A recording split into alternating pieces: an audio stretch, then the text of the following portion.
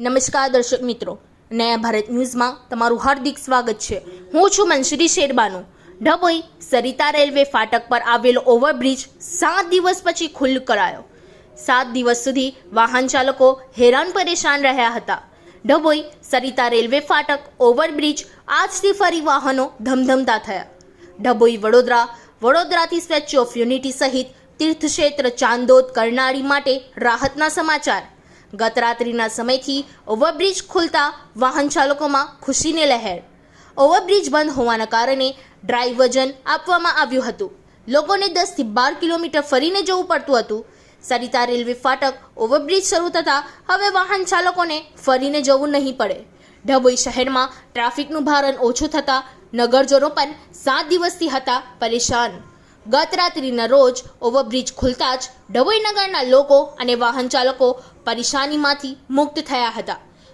Bureau report Lalabhai Bhatiyara.